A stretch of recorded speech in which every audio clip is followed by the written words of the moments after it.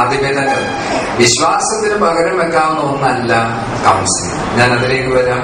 തീർച്ചയായിട്ടും അതിന്റെ ഒരു ആസ്പെക്ട് ഒരു കുടുംബത്തിന്റെ ആധ്യാത്മിക പൈതൃകം തന്നെയാണ് എപ്പോഴും ആ കുടുംബത്തിന്റെ അടിസ്ഥാനമായി തീരുന്നത്.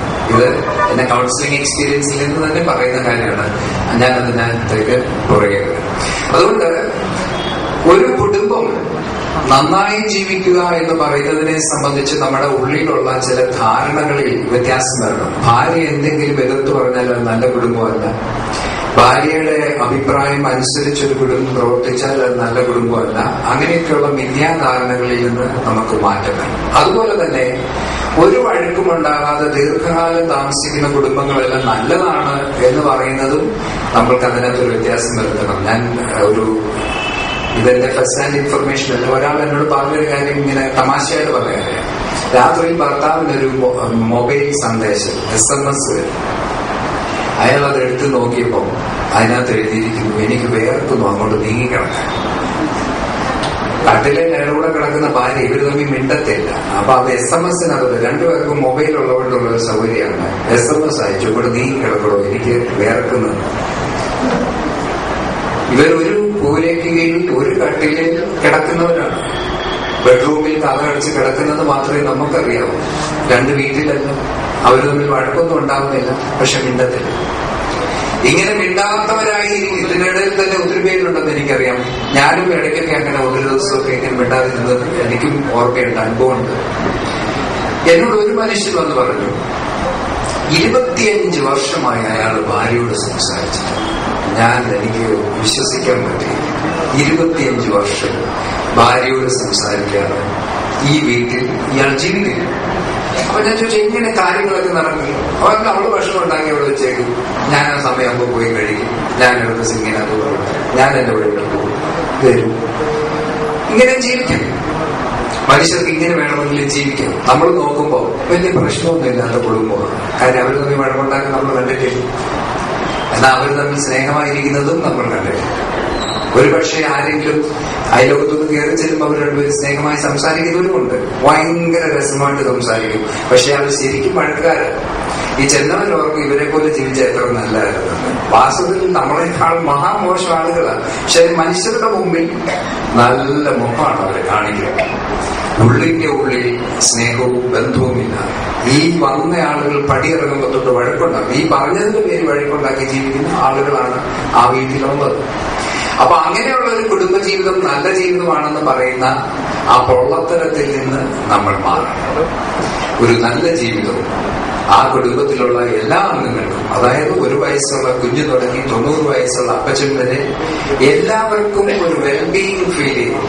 നല്ലത് എന്ന് തോന്നുന്ന ഒരു അനുഭവത്തിലാണ് ഒരു കുടുംബത്തിൽ നല്ലതെന്ന് നമുക്ക് ക്വാളിഫൈ ചെയ്യാൻ സാധിക്കും. അതിന് ഹെൽപ്ഫുൾ ആയിട്ടുള്ള, സഹായകരമായിട്ടുള്ള 2-3 കാര്യങ്ങൾ വളരെ ലളിതമായിട്ട് നമുക്ക് പ്രായോഗിക ജീവിതത്തിൽ വളരെയധികം ആപ്ലിക്കബിൾ ആയിട്ടുള്ള 2-3 കാര്യങ്ങൾ പറഞ്ഞിട്ട് ഞാൻ അവസാനിപ്പിക്കാം. എപ്പോഴും കുടുംബജീവിതം അടുക്കുന്നതും ഉറക്കുന്നതും ആസ്വാദ്യകരമാകുന്നതും ഇന്റിമസീസ് എന്ന് പറയുന്ന ഇന്റിമസി, ആ ആഴമായ അടുപ്പത്തിലും അനുഭവത്തിലുമാണ് അത് വളരുന്നത്, വർദ്ധിക്കുന്നത്. അപ്പൊ നിങ്ങൾ ശ്രദ്ധിച്ചേക്കണം.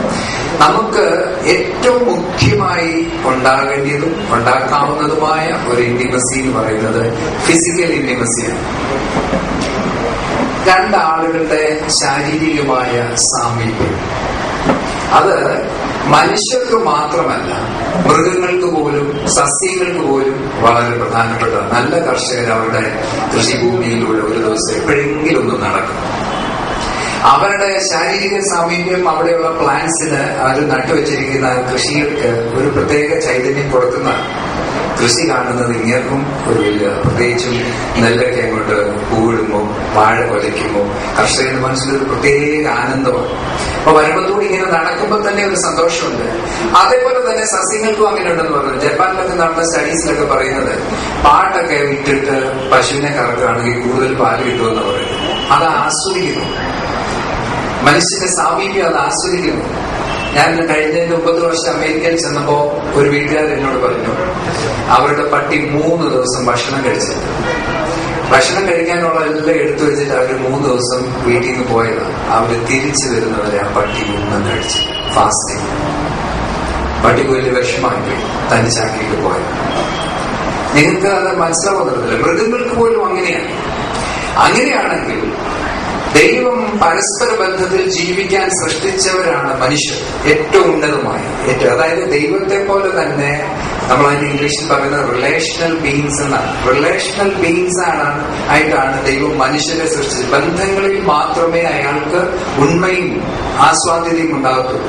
അതുകൊണ്ടാണ് ഏറ്റവും വലിയ ശിക്ഷ ഇപ്പൊ ആങ്സൺ സൂക്കിയെ പോലെ തടവിൽ, ഏകാന്ത തടവിൽ പാർപ്പിക്കുക, മനുഷ്യരുമായി ബന്ധമില്ലാതെ. നെൽസൺ മണ്ടേലയാണ്. വലിയ ശിക്ഷയാണ് ഒരു മനുഷ്യന്റെ ആയുസ്സിലെ 10-17 വർഷം ആരോടും ബന്ധമില്ലാതെ ജീവിക്കുക എന്ന് പറയുന്നത്. റിലേഷണൽ ബീയിങ്സ് ആയിട്ട് സൃഷ്ടിക്കപ്പെട്ട മനുഷ്യർക്ക് കൊടുക്കാവുന്ന ഏറ്റവും വലിയ ശിക്ഷയാണ് ബന്ധങ്ങളില്ലാത്ത ജീവിതം. അപ്പൊ ബന്ധങ്ങളിൽ ജീവിക്കുന്നതിനാണ് ജീവിതം പുഷ്പിച്ചു തുടങ്ങുന്നത്. ഈ നമ്മള് ചെടിയൊക്കെ നട്ട് ഇങ്ങനെ ആർത്ത് കളിച്ച് പുഷ്പിക്കുന്നത് പോലെ ബന്ധങ്ങളുള്ളിടത്ത് മാത്രമേ ഉള്ളൂ അത് സംഭവിക്കുന്നത്.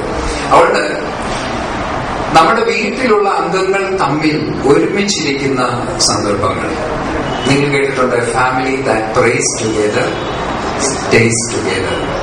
അതൊരു മനുഷ്യൻ ഈ കോണ്ടെക്സ്റ്റിൽ പാരഫ്രൈസ് ചെയ്ത് പറഞ്ഞു. A family that plays together stays together. ഒരുമിച്ച് പ്രാർത്ഥിക്കുന്നത് പോലെ തന്നെ പ്രധാനപ്പെട്ട കാര്യമാണ് ഒരുമിച്ചിരിക്കുക, സംസാരിക്കുക, കളിക്കുക, കാര്യങ്ങൾ ചെയ്യുക. കൗൺസിലിംഗിൽ ഞങ്ങൾ എപ്പോഴും പറഞ്ഞു കൊടുക്കുന്ന ഒരു കാര്യമാണ്, if you can do a thing together never do it alone. ഒരുമിച്ചൊരു കാര്യം ചെയ്യാമെങ്കിൽ ഒരിക്കലും ഒറ്റയ്ക്ക് ചെയ്യരുത്. ഇത് വലിയ വിപ്ലവകരമായ ആശയമാണ്. ചെയ്യാമെങ്കിൽ വളരെ രസമാണ്. ഇപ്പൊ ഉദാഹരണത്തിന് അത് ഈ പണ്ട് അറിഞ്ഞോ അറിയാതെ കുറച്ചൊക്കെ ഉണ്ടായിരുന്നു. അപ്പൊ അപ്പൻ കപ്പയ്ക്ക് ചിക്കുകയാണ്, കളയ്ക്കുകയാണ്. അപ്പൊ അമ്മ ഇച്ചിരി മോരും വെള്ളം കൊണ്ട് ഇത് കുടിച്ചേ ചാട്ടെ എന്ന് പറഞ്ഞു. അമ്മ വീട്ടിൽ കുക്ക് ചെയ്യുകയാണെങ്കിൽ ഇടയ്ക്ക് അപ്പന്റെ അധ്വാനത്തിൽ പങ്കെടുക്കുക. അത് അപ്പന് വലിയൊരു ആശ്വാസം. ഒരു വെള്ളം കുടിക്കുന്നതിനേക്കാൾ ആശ്വാസം അമ്മ ചെയ്തുകൊണ്ട് ചെല്ലുന്നതാണ്. അപ്പൊ ചിലപ്പോൾ 2 തട്ടിക്കറുകൾ ഇനി അതൊന്നും ഇങ്ങനെ പറഞ്ഞാൽ ഇങ്ങനൊക്കെ ഒരു വെന്റിലേഷൻ, ഇതുവരെ അധ്വാനിച്ചതിന്റെ ആ സ്ട്രെസ് മുഴുവൻ പോകുന്നത് ഈ അമ്മച്ചിയും ഒരു വെള്ളവുമായിട്ട് വരുമ്പോൾ വലിയൊരു രസമാണ്. നമ്മുടെ വീട്ടിൽ അമ്മയാണ് ഇപ്പോ കുക്കിങ്ങിന്റെ മിക്കവാറും വീടുകൾ. അമ്മയ്ക്കാണ് അതിന്റെ ഉത്തരവാദിത്തം പറഞ്ഞാണ് പണ്ട് കാലത്ത്. ഇനി അതിന്റെ കൂട്ടത്തിൽ തുണി നനയ്ക്കാനും കാണാൻ പറഞ്ഞെങ്കിൽ അത് നീ വേറെ ആളെ പോയി നോക്കിക്കോ എന്ന് പറയും. ഒരു പാത്രം കഴുകി വെക്ക്, ഈ മുറ്റമൊന്ന് തൂക്ക് എന്നൊക്കെ പറഞ്ഞാൽ പിന്നെ നമുക്ക് അങ്ങനെ ഒരുമിച്ച് ജീവിക്കുന്ന കാര്യം ചിന്തിക്കാനും ഒക്കത്തില്ല. ഭയങ്കര പ്രയാസമാണ്. എന്നാൽ നമുക്ക് ഈ കാര്യങ്ങളിലെല്ലാം ഒരു വീണ്ടുവിചാരം, ഞാൻ പറഞ്ഞ ഈ മാറിയ കാലഘട്ടത്തിൽ ഒരിത്തിരി വീണ്ടുവിചാരം ഉണ്ടാകുന്നത് നല്ലതാണ്. ഭാര്യ ചപ്പാത്തി ഉണ്ടാക്കിക്കൊണ്ട് നമ്മളെടുത്ത് പോയിരിക്കും. അത് ഈ മാവ് എടുത്ത് ഇങ്ങനെ ആട്ടയെടുത്ത് ഒരു ഉണ്ടാക്കി ഞാൻ ഇത് ഉരുട്ടിത്തരാവോ ചെയ്യുന്നു. അത്രേ ഉള്ളൂ, ഉരുട്ടിത്തരുന്നേ ഉള്ളൂ. ആ ഉരുട്ടിത്തരുന്ന സമയത്ത് രണ്ടുപേരും കൂടെ വർത്താനൊക്കെ പറഞ്ഞ് അവരത് പരത്തുന്നു. അവരാ പരത്തിയതിന്റെ ക്ഷീണമൊന്നും അറിയുന്നുമില്ല. രണ്ടു കൂട്ടർക്കും അത് വളരെ രസകരമായി മാറും. എക്സ്പ്ലോർ ചെയ്യാവുന്ന ഒരു കാര്യമാണ്. നമുക്ക് ഒരുമിച്ച് ചെയ്യാവുന്നതാണ്. ഒരാള് ചെടിക്ക് വെള്ളം ഒഴിക്കുന്നു, മറ്റൊരാൾ പോയി അവിടെ വളർന്നു വരുന്ന പുല്ല് മാറ്റി അത് മറിച്ച് കളയും, അല്ലെ കളം മറിച്ച് കളയും. ഒരാളല്ലെങ്കിൽ ഇത്തിരി വളം കൊണ്ടിട്ട് കൊടുക്കും, ഒരാൾ മീനെ ഇത്തിരി തീറ്റിട്ട് കൊടുക്കും.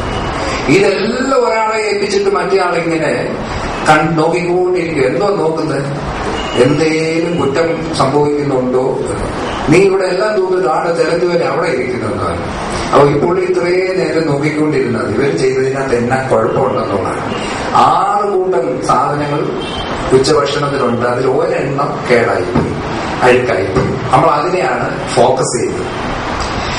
വാസ്തവത്തിൽ ഇതിനകത്ത് പാർട്ട്ണർഷിപ്പ് കുറഞ്ഞു പോകും, പങ്കാളിത്തം കുറഞ്ഞു പോകും, നമ്മൾ ഒരുമിച്ച് എന്നുള്ള ഫീലിംഗ് കുറഞ്ഞു പോകും.